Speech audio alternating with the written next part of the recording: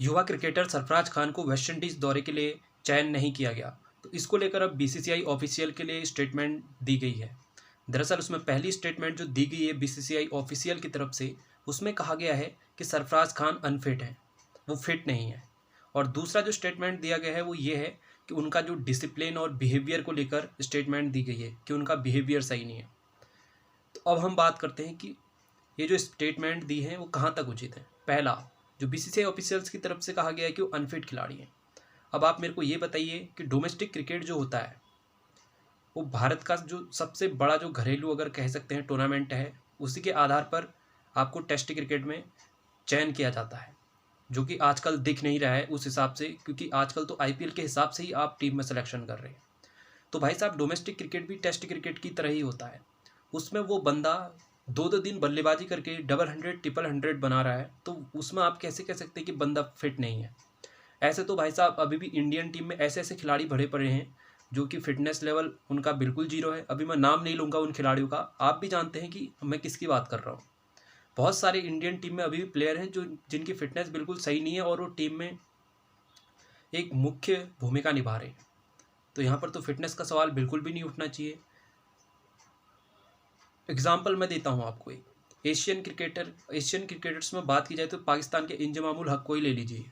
वो तो बहुत मोटे थे, लेकिन उनके रिकॉर्ड देख लीजिए आप, रनों की बारिश लगाई थी उन्होंने अपने टाइम पे। और आप बात कर रहे हैं कि आपको फिटनेस की बात कर रहे हैं, आपको तो रन चाहिए ना भाई, टीम में रन चाहिए। आपको किसी बैट्समैन से क्या चाहिए, रन चाहिए ना। तो रन तो बना कर दे रहे हैं।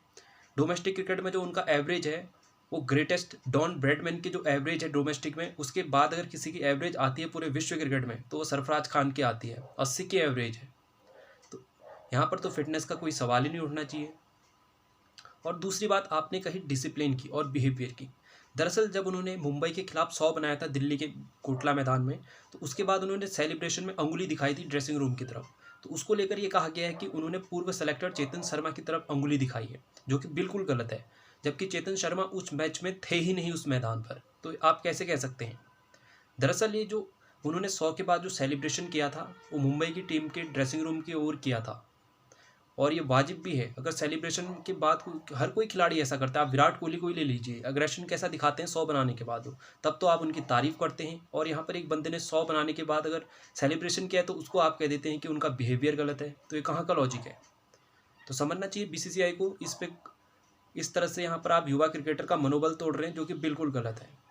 आपको Indo of the day team में क्या चाहिए, आपको बैट्समैन से रन चाहिए। वो बंदा बना रहा है लगातार 1300 हैं, पिछले 2 रणजी ट्रॉफीज़ में 900 से भी ज़्यादा रन बनाए हैं, जो कि किसी भी खिलाड़ी ने नहीं बनाए। तो सबसे पहले वो टीम में डिज़र्व करते हैं मेरे हिसाब से। अब आप लोगों को तय करना है कि क्या सरफराज खान को टीम में होना चाहिए। कमेंट में ज़रूर बताइए। धन्यवाद।